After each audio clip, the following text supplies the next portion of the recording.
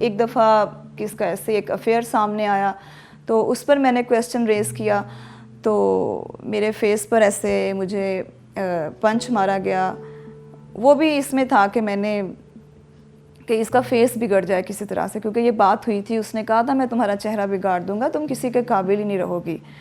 और मैं सुबह से शाम तक बैठी रही हूँ, ब्लीडिंग हुई है, मेरा फेस स्वेल हो गया। मैंने कहा कि मुझे आप डॉक्टर के पास ले जाएं, रिक्वेस्ट की, नहीं डॉक्टर के पास नहीं ले जाया गया, बल्कि मेरे कपड़े ज़बरदस्ती तब्दील करवा कर वॉश किए गए, जितना भी ब्लड वगैरह था उसको साफ़ किया गया, मोबाइल मेरा तोड़ दिया गया ताकि मैं कोई पिक्चर बना कर या कहीं पर ना। और लिटरली वो आदमी एक रॉड पकड़कर दरवाजे के पास बैठ गया कि ये कहीं बाहर ना चली जाए। औरत से क्वेश्चन करते थे, अच्छा वो तुम्हें क्यों मारता है, अच्छा तुमने ऐसा क्या किया। तो इस सवाल की जो तकलीफ़ मुझे होती थी मैं वो बयान ही नहीं कर सकती कि मुझसे पूछा जाता था कि उसने तुम्हें ऐसा क्यों मारा। शादी में मैं तकरीबन 10 साल से ज़्यादा अरसा रही हूँ।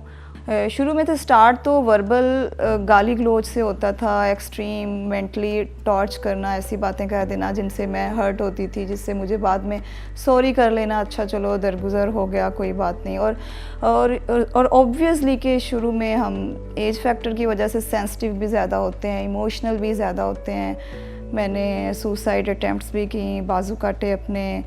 झगड़े के बाद एक मैं ट्रॉमा में होती थी, दूसरा कोई ऐसा इल्ज़ाम लगा दिया जाता था कि तुम्हारे घर वालों को मैं इस दफ़ा ये वाली बात बताऊंगा तुम्हारे बारे में।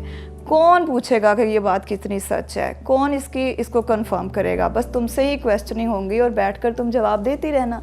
और जिस तरह से तशद्दुद होता था कि परवाह किए बगैर आपकी बाजू ट्विस्ट करना और आपकी रीढ़ की हड्डी में आपको मारना और फेस के ऊपर पंचिंग करना, और मेरे मल्टीपल टाइम्स मेरी फ्रैक्चर भी हुई हैं, मेरी बैकबोन की डिस्क भी डिस्प्लेस हुई है, ये सारी चीज़ें। और बहुत सी अंदर की चोटें ऐसी होती हैं जो आपको कितने कितने दिन बिस्तर से उठने भी नहीं देती थी। लेकिन इस आदमी का बिहेवियर ऐसे होता था कि अगले ही लम्हे अगर उसका अंदर का कोई, जिसमें कहती मुझे ऐसे फील होता था कोई जिन आ जाते हैं इसके अंदर, और वो सारा नशा वो पूरा करके और उसके थोड़ी देर बाद वो बिल्कुल नॉर्मल बिहेव करना शुरू कर देता था। चलो कोई बात नहीं, अच्छा चलो आओ बाहर से खाना खिलाने जाता हूँ। ख़ानदान के लोग जो हर सोसाइटी में होता है, कुछ बड़े लोग होते हैं जो बीच में पढ़कर पंचायत लगाते हैं और जी हम आपकी सुलह सफाई करवाते हैं, चलो इसने माफ़ी मांग ली, इस दफ़ा इसको चांस दो, उसकी खातिर कर लिया। फिर कभी किसी लॉयर को इन्वॉल्व किया तो उस लॉयर ने कहा चलो अब मेरे कहने पर ये सेटलमेंट हो गई है, चलो अब हमारे कहने पर शुरू कर लो, ये बदल गया है। तो इन 10 सालों में बहुत से लोग आए और हर दफ़ा कोई नया आदमी ही इसमें इन्वॉल्व किया जाता था।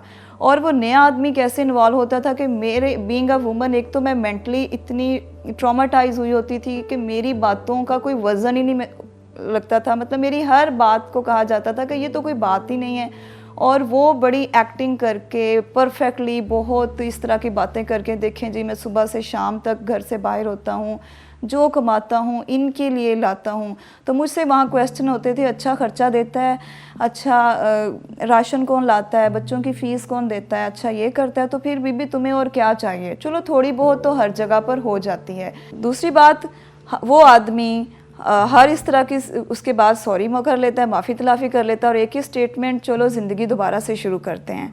1 साल में 4 से 5 दफ़ा ज़िंदगी दोबारा से शुरू होती थी। और फिर ये कहा जाता था मैं कौन सा तुम्हें रोज़ मारता हूँ। फिर मैंने ये किया कि किसी तरीके से जब ये चीज़ होती थी तो मैंने पिक्चर्स बनाना शुरू कर दी। इसको मैं शो नहीं करती थी, मैंने पिक्चर्स बनाना शुरू कर दी और पिक्चर्स जल्दी से इधर उधर मैंने किसी फ्रेंड को, फैमिली में किसी को भेज देनी ताकि किसी के पास सबूत रहे, किसी को, क्योंकि किसी को पता ही नहीं चलता था, किसी को नहीं था कि ये मारपीट का सेशंस भी होते हैं। मैंने बहुत देर कर दी, लेकिन अल्लाह जानता है शायद इस चीज़ का यही टाइम लिखा था, ये चीज़ ऐसे ही होनी थी। और फिर मैंने कैसे की, मैंने ये समझा कि वो लम्हा था जब मैंने अपने बच्चों की आंखें देखी कि जिस तरह से आंखें फटी फटी आंखों के साथ वो मुझे देख रहे थे और मैं उनको शाउट कर रही थी कि जाओ गली में किसी को बुला कर लाओ, लेकिन वो बच्चे स्टैचू बन गए थे, जैसे उनमें जान ही नहीं है। मुझे अभी भी याद है वो आखिरी लम्हे जो उस घर में हमने गुजारे। बच्चे मेरे, तीनों बच्चे मेरे एक दूसरे को पकड़ के खड़े हैं और स्टैचू बने हुए हैं, वो नहीं हिल रहे, आंखें उनकी फटी हुई हैं, जैसे उनकी सांस रुक गई हुई है। मैंने ये सोचा था कि मैंने अब सोसाइटी की तरफ नहीं देखना, मैंने जो करना है मैंने खुद करना है। मेरे पास कुछ भी नहीं था, बिलीव मी, मेरे पास सिर्फ अपनी एजुकेशन थी और अल्लाह की तरफ से मुझे कोई स्ट्रेंथ मिली हुई थी, मेरे पास वो था। मैं काफ़ी दिन तक इधर उधर रही हूँ, आप समझ लें धक्के खाती रही हूँ। इस दौरान मैं अपने आप को समझाती रही हूँ, देखती रही हूँ। दूसरी तरफ उसकी भी ब्लैकमेलिंग पीक पर रही है कि किसी तरीके से ये जहाँ पर भी है वापस आ जाए, लेकिन मैंने हिम्मत नहीं हारी। सोशल मीडिया पर मैंने जो कुछ एजुकेटेड लोगों का सर्कल था, इस कॉज के लिए जो काम कर रहे थे, वहाँ से मुझे जो मॉरल सपोर्ट मिली है, मैं समझती हूँ शायद मुझे कहीं से भी नहीं मिल सकती थी। तो मैं समझती हूँ कि वो सबसे बड़ी मॉरल सपोर्ट थी जिसने मुझे इस काबिल किया कि मैं 1-2 महीने के अंदर अंदर मैंने जॉब भी ढूंढ ली। मैं जो 2 कपड़ों में निकली थी घर से बाहर और मैंने किसी को नहीं इन्फॉर्म किया था, मैं इस काबिल हो गई कि अल्लाह ताला ने मेरे लिए ऐसी मेरे लिए चीज़ें, रास्ते खोल दिए। मैंने कहा अब नहीं, ये मेरी ज़िंदगी है, मेरे ये बच्चे हैं, कल को ये सोसाइटी में क्या बनकर निकलेंगे, अपने बाप जैसे बनकर निकलेंगे। लड़कियां जो हैं, वो बेटी जो है वो मेरे जैसी बनेगी, उसको लगेगा कि मार खानी है, आगे से नहीं बोलना, शोहर तो ऐसे ही होता है, और जो बेटे हैं वो बिल्कुल बाप की तरह बनेंगे, नहीं।